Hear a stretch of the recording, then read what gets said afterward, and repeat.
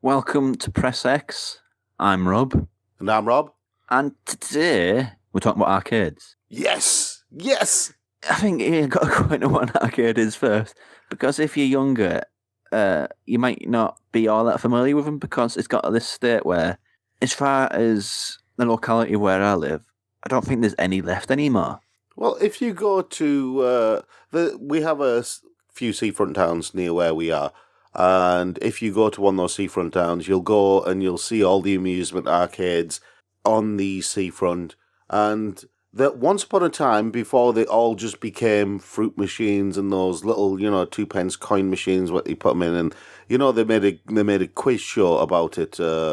Tipping Point, yeah, all those type machines and stuff like that, and just generally quite naff amusements. Naff. But yeah, I know I use the word naff. But once upon a time, amusement arcades used to be the place to go.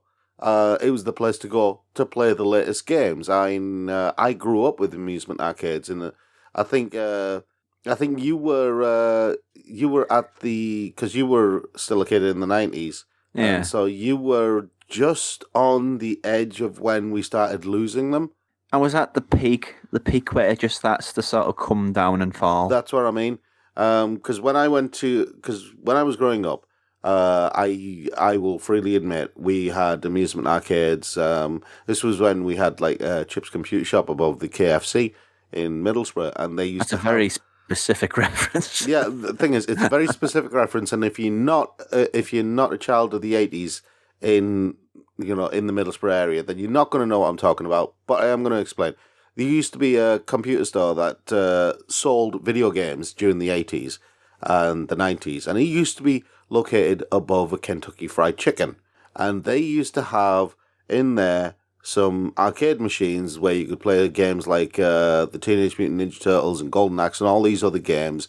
Those are the ones that I remember playing on them anyway, but you could play other ones. It had been open for years, and I ended up thinking that my family had left me behind there, and ended up walking home and getting told off by Mum for disappearing on them. Yeah, but the thing is, it's a short version of the story. It's Arcades just a building where loads of machines were placed, and you played games in the £1.50. I've got fond memories of arcade gun games. There were a bastion of this sort of thing, or beat 'em ups, or the first light gun game that I played.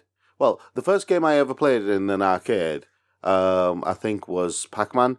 But the first actual game where I was just kind of in control of things and I was just, whoa, this is so good, was, you remember the old Star Wars game? The wireframe one, where you did like the trench run and everything like that? No, we are of different generations, Rob. I mean, if you think, I remember the PS and then the N64 Pod Racer. Yeah, not that, which is way, way older than that. But that was the first game that I ever played in an arcade where I actually thought, "Oh my god, this is such an amazing thing." I felt like I was Luke Skywalker in the X-wing. For me, growing up, I remember like Virtua Cop. Yeah, and is it Virtua Cop? Am I remembering that right? See, that shows our age difference. You remember Virtua Cop. I remember Operation Wolf.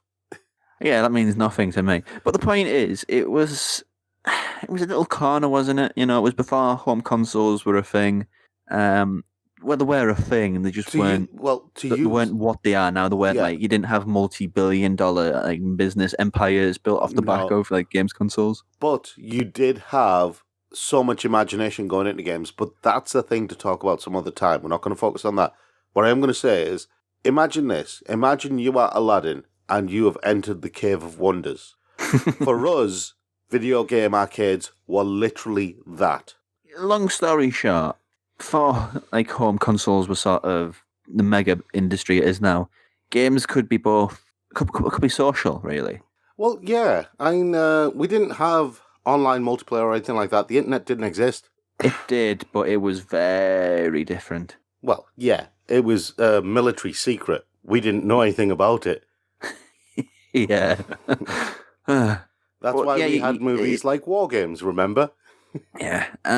So the question here is, can arcades become a thing again? I honestly think they could. And Well, in some places they continue to be a thing. I mean, in Japan they still have like a decent presence. yeah, because it's still a social thing in Japan. Yeah, And pachinko parlors are a social thing in Japan as well. Well, I wouldn't say social, but you know what I mean. I wouldn't really call them arcades either, but sure. It could be a thing again, because it's just the way games industry sort of splitting and fracturing in so many different ways. But it's splitting and fracturing in ways which are always with one eye in the future of ways to sort of get more money, ways to be used on different sort of technologies. Yeah. But the idea of a machine, a booth, outside of sort of fighting games, outside of your Street Fighters, is dead, basically. Yeah, well, your Tekkens as well as your Street Fighters, but Well, no, but I was just using that as sort of a vague beat 'em up catch-all. the thing is, there are games that are in existence which would make great arcade games, right? And there are ways that you could do it. If you made, say, if you take, say, a racing game, take something like Gran Turismo, yeah? Maybe not Gran Turismo. I mean, there's that whole term, isn't it, arcadey? So it has to be sort of accessible. Yeah, and that's not an accessible Just follow game. me. Just follow me on this, okay? The reason why I'm going with Gran Turismo is because there's this crossover point. Gran Turismo is one of those games where it is a technical racer, but it is actually kind of arcadey in certain aspects as well. It's not like the Grid or something like that, where it's a pure arcade racer. If I was going to make an arcade machine around a video game, then I'd go with something like a Grid, Grid or Daytona or something like that. In fact, bring back Daytona. I used to love playing that game. Here's an idea. Here's a thought. I believe, those people who have like sort of home rigs for racing games. They get the pedals, they get the steering wheel. That's what I'm talking about. They get the multiple monitors. That's basically that's an arcade cabinet. Yeah, basically. And that's what I'm talking about. That's why I brought up Gran Turismo, because if you made arrangements, say you got Gran Turismo and you said and you approached whoever the developer or the publisher is and said, look, this is what I want to do, right? I want to showcase the game in a public place. I'm going to charge people £1 to play the game, right? Are you okay with this? It's all going to be my equipment, right? But it's free advertising for you. People are going to be able to try the game, see how good the game is. They might want to go get all this kit, stuff like that. Yeah, and so you let them do a full race. You let them have a couple of practice laps and a full race for £1. You'll make a killing. Here's the thing. This is like diverting like pretty wildly. I don't know how true this is globally, but in the UK we have this issue where high streets are dying. So it can't just be about we have this shop, that shop, the other shop. Yeah. To keep high streets alive, it needs to sort of reconfigure what it is. So certain more ambitious town centres are putting in experiences. And this sort of idea of a modern arcade, not like really changing what an arcade is, not just bunging in a load of arcade machines, some slot machines, like genuinely being open to what an arcade could be and what an arcade represents. I feel like you've got like a great opportunity to make one of those in a town centre and get people coming in and being social about games again. Yeah, and the thing is, you have such diversity now with the type of games that you can do. So if you had an arcade, you could have a Just Dance competition if you wanted. I've seen Just Dance competitions all over the place. You could have a VR section where people are playing VR games, You could have a section where they've just got like several racing games with the full rigs and everything like that. You could have an area where they actually are playing esports, because esports is a thing now, right? So that could also be incorporated into this. They don't need access to the pieces and stuff like that. You can basically have them just sitting there, and they could basically be playing League of Legends or whatever mob they want to play, because apparently that's classed as a sport. I'm not going there. Not going there. Here's the thing, right?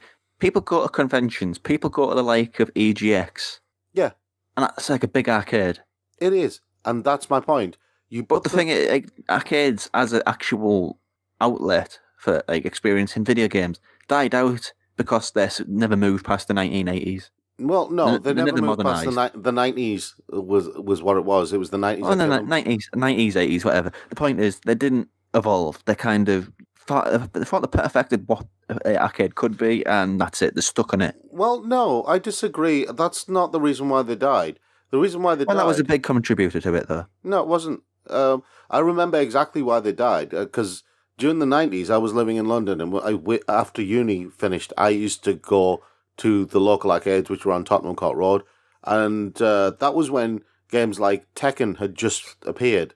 We had Virtua Fighter 2, we had Tekken, we had all sorts of games on the arcade, and they'd appeared on the arcade first before they hit the consoles. What you had on the consoles was the port, but as console technology became more and more advanced, the cost of creating arcade cabinets increased. It became prohibitive. Well, yeah, I wasn't saying that was the only reason why they died out, Yeah, Rob. It was just one of them. I'm saying, yeah, okay, it might have been one of the reasons, but the bigger reason was the cost of creating the arcade cabinets. Because essentially, to create an arcade cabinet to play one game, there was no point when you could just basically shove a PlayStation in there and play the game on the PlayStation, and it'd be arcade quality. Yeah, and there's the whole, like now, like looking to the future, I mean, there's that whole thing with the Raspberry Pi community. Yeah. Who, a lot of them are basically doing things that recreate an arcade experience. Yeah, they're basically putting ROMs in the Raspberry Pi, putting Raspberry Pi in a cabinet, and there you go, got an arcade machine. But that's the thing. The desire is a desire for it. There is a desire for it. There is an absolute desire for it. But does it just have to be those games? Does it just have to be those classic games that you played at the arcade, like Pac-Man and stuff like that, or Space Invaders, or You're really showing your age here, Rob. or Punch, or whatever games you played at the arcade? Yeah, doesn't matter what it is, but whatever games you played at the arcade, you could probably get as a ROM on a Raspberry Pi, on an arcade machine that's run on Raspberry Pi. Yeah, yeah, that's the modern age. What I'm saying is, if you wanted to do an inner city arcade now, or an inner town arcade as an attraction, as an experience area for people, to attract more people into the town centre and boost business in the town centre, then what I would do, if it was me, I wouldn't even bother looking at AAA games. Oh no, I'd have them there. No business. I'd have them there maybe as a showpiece thing. But I'd invite like a different one each week. But it'd only be the one. But the rest of it, the arcade machines that are running the ROMs, what I would do, I would speak to indie game developers and say, we want to run your game on an arcade machine. Let's work together. Let's do this. That'd certainly be a big part of it, yeah. And what you do there, you become far more attractive to the indie games community. Indie developers will be looking at it and saying, you know, these guys are doing some great work. They're really advertising our game. Yeah. And some of those indie games are perfect for arcade machines. They are indeed. And I think that's as good a point to wrap up this conversation as any, because that's a pretty interesting future we proposed there, I feel. Yeah. Oh, and laser tag. Include laser tag, because nobody ever gets tired of laser tag. Never been laser tagging. Never. Imagine paintball, but without the annoyance of being hit in the face by a paintball. That's where the fun of paintball is, Rob. Anyhow, yeah. If you have something to add to this conversation, please do comment below. But yeah, that's it for us for this edition. Thank you for watching. I've been Rob. And I've been Rob. And we'll see you next time.